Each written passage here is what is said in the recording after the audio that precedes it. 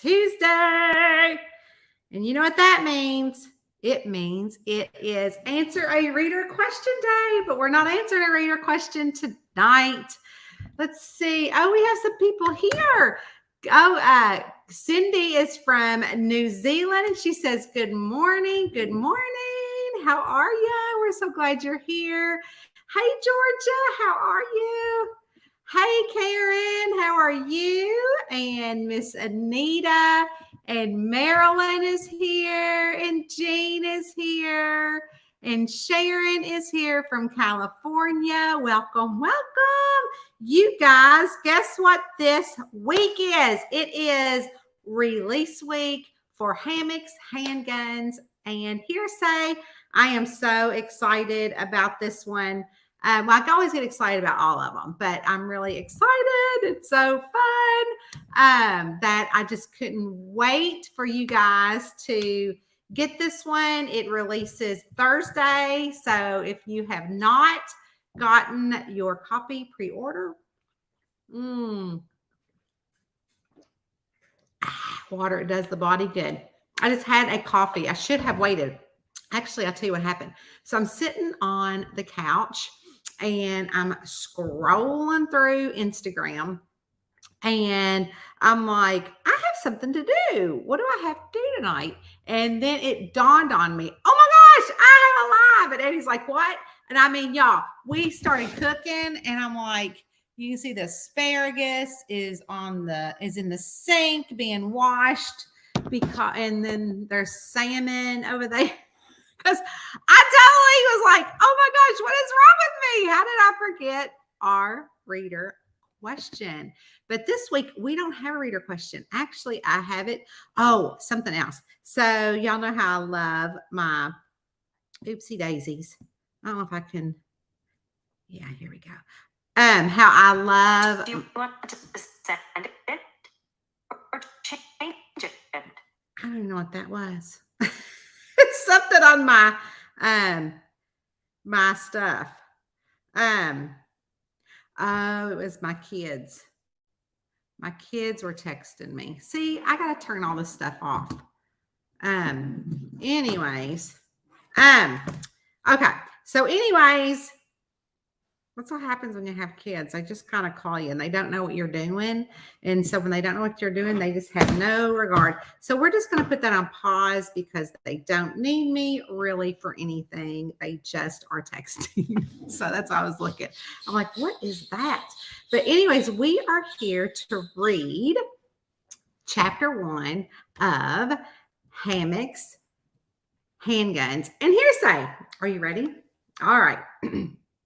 And it's a little long, so bear with me. Chapter 1, Hell in a Handbasket. That's what I'd have called this day. This week, heck, this month was turning out. Hell in a handbasket, I muttered and shifted a little bit in my seat. I had to get a gander at what was going on across the grassy median at the Smelly Dog Groomer Shop. What's happening now? I asked and leaned a little more into the right to get a clear vision of what was going on. After all, I was the one who'd found the dead body inside. Not just any dead body, Colt Lincoln, as in the Colt Lincoln. Yep, the famous bounty hunter who had his own television show, Colt Lincoln. I looked out the window and took in the surroundings. The sun had started to set and several tourists noticed, taking their phones out to get that amazing shot so they could put it on their latest social media with hashtag sunset or hashtag Daniel Boone National Forest. Off in the distance, I noticed Willie Nelson. No, not the Willie Nelson, like the Colt Lincoln, but our local Willie Nelson, who did take professional photographs of the national forest we called home. It was my meeting with him to discuss hiring him to take photos of our upcoming fall wedding that even brought me to the Smelly Dog Groomers in a roundabout way. Chester, my soon-to-be stepdog, had an appointment to get a bath and nail trim at the Smelly Dog, so I thought it would be easiest to kill two birds with one stone. Not happen upon the body where it was kill one bounty hunter with one bullet kind of thing. I'd been waiting on Willie to text me back, and when he did, it was after finding the dead body bounty hunter, which Sheriff Al Himmer told me to wait outside the shop. So I found myself wandering over to the coffee shop where it was much easier to wait with a cup of coffee. Still, I glanced around and noticed Still, I glanced around and noticed just how deceiving the Daniel Boone National Forest was. It was like a seduction of a beautiful woman who on the outside was stunning, where on the inside deep and dark secrets loomed. Pulling up the mug to my lips, I let out a little snort. The tourist laying on the blanket in the middle of the grassy median between me and the smelly dog had no idea just a few feet away the star of the show they loved and the bounty hunter they'd made famous, Colt Lincoln, lay in there dead. My eyes lowered as they warded off the little last bit of sun as it began to dip toward the horizon. The sun transformed to a stunning canvas of warm hues. Shades of orange, pink, and gold streaked across the sky, blending together seamlessly like a watercolor painting. Again, my eyes wandered to the grassy median, the park-like setting between the one-way streets of downtown Normal, Kentucky. The lush green trees and rugged hillsides of the forest were bathed in warm golden light, creating a serene and tranquil atmosphere. But here I was, anxiously awaiting what questions Sheriff Al Himmer had for me. I looked behind me into Trail's coffee shop, the local coffee house, and over to the living wall that Gert Hobson, the owner of Trail's Coffee, had paid a pretty penny for a fancy architect to design to reflect the seasonal foliage of the forest. Wildflowers popped around in vibrant colors, which would make anyone smile, but not me, not today. Chester was lying against the wall next to the fountain-style dog bowl kept there for the four-legged friends, since most of the time the patrons, who were mainly hikers and campers, traveled with their furry companions. Seeing he was settled, I turned to the window. The colors of the sky intensified as the sun sank, casting a rosy glow across everything the last bit of race touched. The familiar shuffle of Gert's hiking boots echoed closer and closer. Without looking, I slid my coffee along the table, just shy of the edge for her to refill.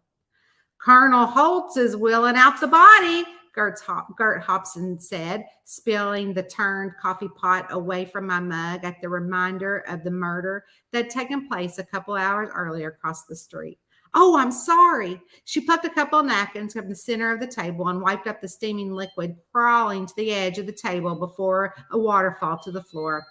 Here comes Al. I scooted my chair back in place and acted as if I'd not been glued to the Trail Coffee's front window. Don't forget the package I put together for the campground, she reminded me. I'd called Gert earlier in the day to let her know I was dropping Chester off at the Smelly Dog and needed to pick up the packages of coffee and filters that she'd graciously donated for the rental campers and bungalows.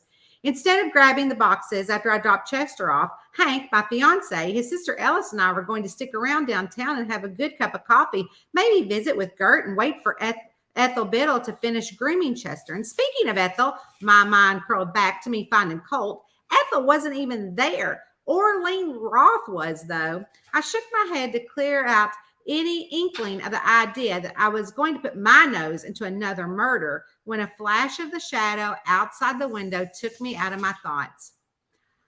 I also put some special hiker's morning blend in the complimentary box, Gert noted, as she put an empty mug on the table and filled it up.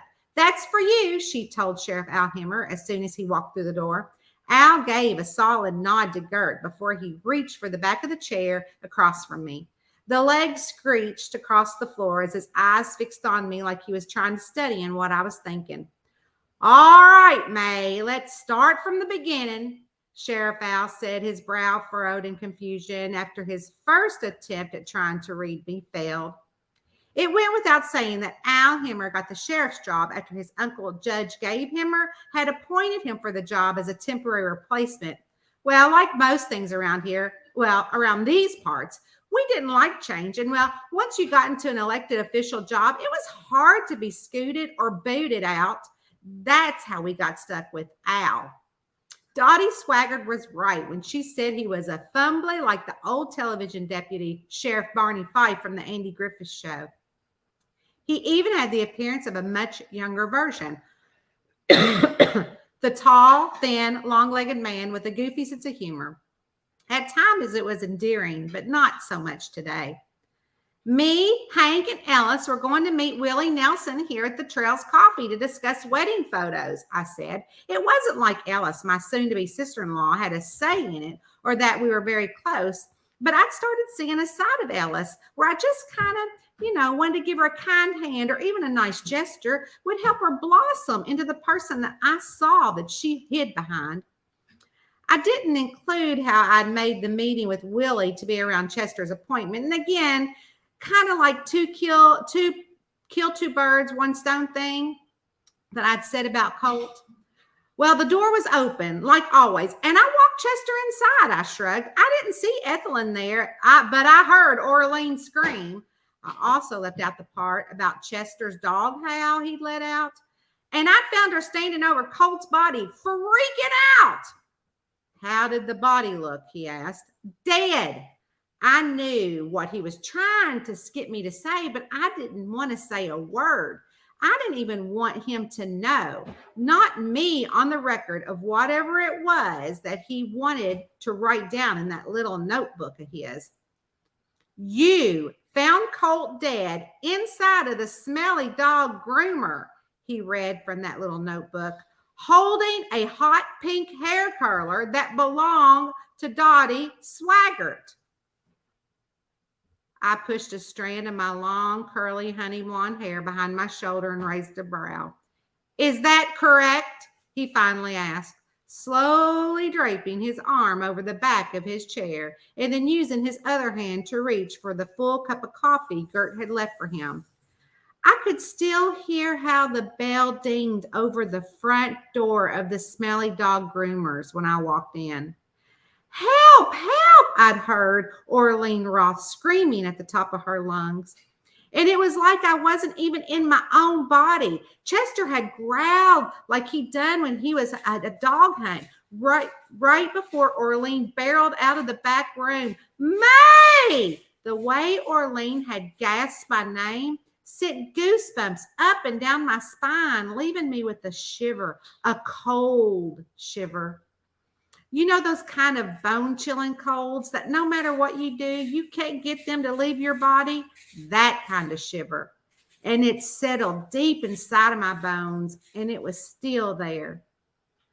I'm not going to say it was Dottie Swaggart's pink sponge curler. I wasn't going to peg my best friend as a murderer, though her sudden disappearance had me slightly baffled. I mean, it did look bad on Dottie's part, and she kind of been dating Colt Lincoln, and she found out that he'd only dated her to get information, probably for one of his upcoming shows, and she did give him the old heave-ho, but not without publicly trash-talking him, which didn't look good on her either. And when I found him dead with one of her sponge curlers, well, a sponge curler that suspiciously looked like the kind she used, plus she wasn't answering my phone calls or my texts. That didn't look good either, but I wasn't going to tell out any of this or my thoughts. And you didn't see anyone else inside the groomers when you found him, besides Orlean, that is, Al asked, scratching his head and curling his forefinger around the handle of the mug. No, Al, I was dropping Chester off to be groomed. I didn't expect to find Colt there, I replied. I figured on Orlean and Ethel to be there, but not Colt, I said in a shaky voice. Well, it just doesn't add up, Al said, leaning back in his chair, letting go of the mug. Why would Dottie's hair curler be there? And why would Colt be holding it? Well, maybe it wasn't Dottie's. I threw it out there. Why don't you get it tested for any sort of DNA if there's any hair or fingerprints on it? Yeah, he was quick to answer before he excused himself for a moment to make a phone call. It didn't take a master sleuth to see Dottie Swaggart had popped up on Al's suspect list, taking the number 1 spot. a list where number one was not a winning spot. I tried to recall the sponge curler in my mind to see if there was any sort of details I could compare to the ones that Dottie used, but nothing was coming up to me. Time. I needed time to process what I'd seen. And it wasn't unusual for a little shock after something like finding a dead body to wash over someone, and for the event right after to become a little less clear. And in time, small bits and pieces would come back, but right then, all I remember was bending down to see if Orlean was okay after she fainted and called 911. Al came back to the table and sat down. Do you know what is going to descend upon Normal if we don't find out who killed Colt Lincoln? Al's confidence waned, giving me a slight edge here with this conversation. Yep, when the world finds out the most famous bounty hunter in America is murdered. Yeah, I snorted and nodded. I know. Boy, did I know. Better than anyone in Normal, Kentucky. Heck, for that matter, better than anyone in Kentucky after my history of being the wife of the biggest Ponzi scheme crook in all of American history. Yeah, I reckon you know. He sat up and leaned on his elbows on the edge of the table, and my phone vibrated, face down on top of the table. Dottie? He asked after I picked it up and sent a voicemail. Nope, I was hoping. I tugged my lips in a smile. It was Willie Nelson. That zealot! Al's eyes narrowed. He's not a zealot. He's a passion. He is a great artist, and he has a passion for our town, I said, though Willie was one who liked to live as a nomad in the forest. It was like his art and life being one with each other gave him the opportunity to take in the real beauty, not surface things. He took in the real beauty of the forest. The way his lens of his camera had captured the stars, the night overtop the Daniel Boone Forest was something I'd never seen before, and soon he was going to be world famous. Or at least he would be after Abby Fawn Bonds, my sister-in-law and marketing genius friend, spread the word about him. He would be a viral sensation. I need to take this. I wagged my phone at Al. Well, when you're finished, I want you to come back over to the smelly dog. Al stood up. The chair smacked the floor after he fumbled around a bit, and then when he went to pick it up, his rump hit the table, almost knocking over the full coffee mug. I waved a hand and put the phone up to my ear. Hi, Willie, I greeted him and dug down into my jeans pocket to grab some cash to leave for a tip. I know we're going to meet up tonight, but something's come up. Can we meet later this week to discuss the wedding? Willie mumbled something about his buddies coming in and he was going to be busy for the week. And I'd seen him in the park a few minutes ago before Al walked into the coffee shop, and I glanced out the window to see if he was still there, but I didn't see him. That's fine. The wedding isn't until this fall, so we have time, I told him as the coffee shop's glass window rattled from a gang of motorcycles driving past. It was hard not to notice them. There had to be at least 50 motorcycles. They were so loud, even the conversations in the coffee shop had stopped, and a few customers had walked near the window to watch them drive past. I mean, it wasn't unusual for people to drive their motorcycles through the forest on a gorgeous day. The scenery was breathtaking, and the weather was perfect, but I didn't ever recall seeing that many. It was unusual to see a lot of them wearing the same jacket and motorcycle clothes. That did get our attention and said that this was a real motorcycle gang. Well, that might be pushing it. I heard there was a bikers convention. Gert had joined me at the window. Maybe I needed to make a biker's brew, she said as I hung up with Willie. You're so smart, I laughed and pointed to Chester. Do you care if he lays there until Hank is done? Hank and his business partner, Jerry Truman, had rented the empty back room of the coffee house when they decided to quit law enforcement altogether and open a private investigation office. They'd only gotten tedious jobs that kept them busy, and today was no different. And while Chester was going to his appointment at the Smelly Dog Groomer, me and Alice were going to hang out at Trail's Coffee to visit with Gert while Hank did some work in the office. Colt Link had changed all that. Well, at least most of the plans had changed. Ellis had walked down to the Normal diner, and Ty Randall, her husband, and his family-owned diner. Al had asked me to stay around to get my statement, and there was no need for Ellis or Hank to hang out. They hadn't seen anything. Oh, yes, he's always welcome here, Gert said. I knew she wouldn't have a problem, but it was always nice to ask and not assume. Chester would come to Trail's Coffee with Hank, so he truly was no trouble, and he was fast asleep like he always was, even if he'd been in Hank's office. I'll be back after I answer Al's questions, I told her, and stepped out into the sidewalk, stopping to watch even more motorcycles roll past.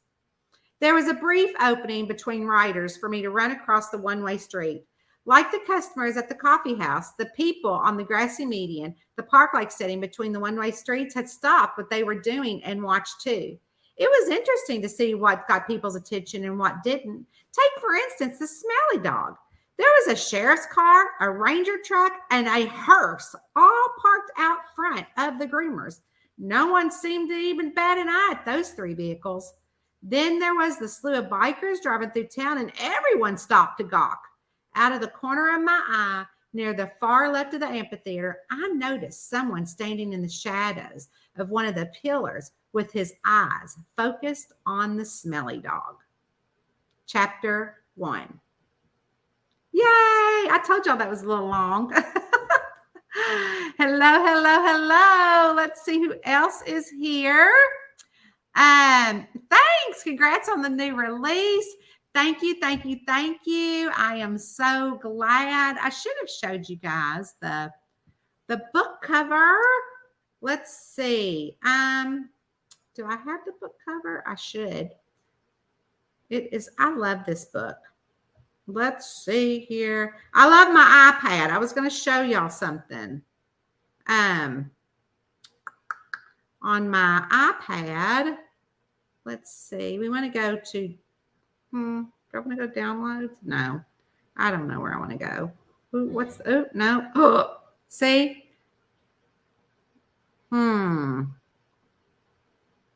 But anyways, I wanted to, oh, there it is.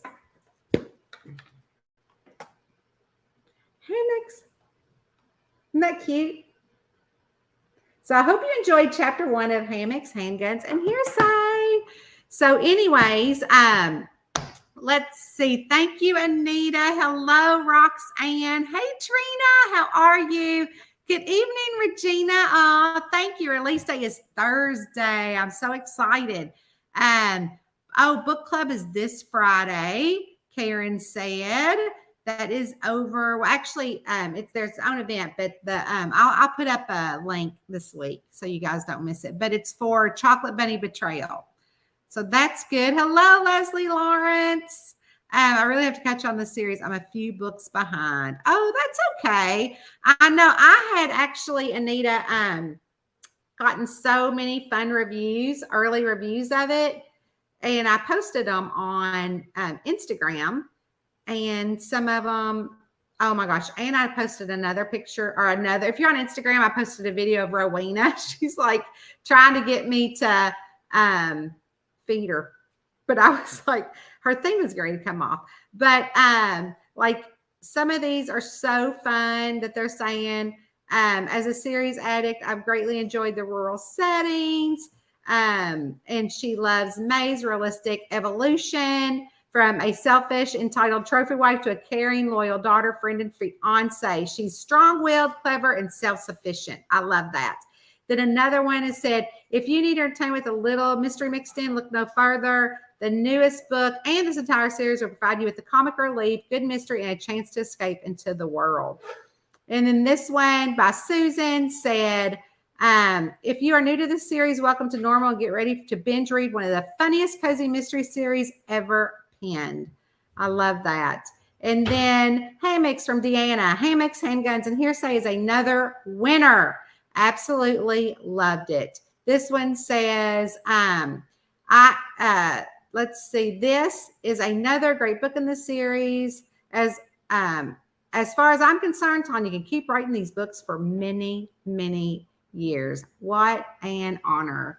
So I'm really excited about this series, or I'm excited about the series, but I love these books. So love Barney Fife. Oh yeah, we do too. Hey Amanda, how are you? Hey Carrie, how are you? Hi Cindy. How are you? And another Cindy right after the other. Hello, Sharon. Thanks, Jean. Hello, Anita. Oh, thanks you guys so much. Not sure why I'm getting a picture on here instead of my homepage. I don't know. That's fun. I don't know anything. Today we had to take my son's girlfriend to the courthouse to get a new car put in her name. And I've not been getting any sort of notifications on my phone. I'll get them like on my iPad, but on my phone when somebody texts me. And so she fixed it. So I don't know anything about notifications. I'm not good at that. Hello, Amanda. How are you? I've got to spend a few days with Amanda, and it was so much fun. New to the channel. Hi from Australia. Welcome, Jan. You are on YouTube. And if you know anything about YouTube, I have free audiobooks over there. They do have some commercials or whatever they're called. And if you don't like commercials, don't listen to them, but they are for sale without those on other channels. I also answer reader questions every Tuesday. I also read chapter 1s of my books. And there's some parties over there. There's just a lot every morning. On that channel, I also do a coffee post that I don't do every day on Facebook, but it is a live shot of video up in the shorts. Also, there's now the community on Facebook, on YouTube. So I always try to post in the community, and I've started doing that a lot more. So welcome to the channel. I'm glad you're here. All right, everybody. Well, that is it for me. Next week, I hope to be back in May for our May answering a reader question, and we will have a new pinned post starting on May 1st. But you guys, thank you so much. We had a wonderful April, and I can't wait for Thursday, and we will see you later this afternoon. Bye.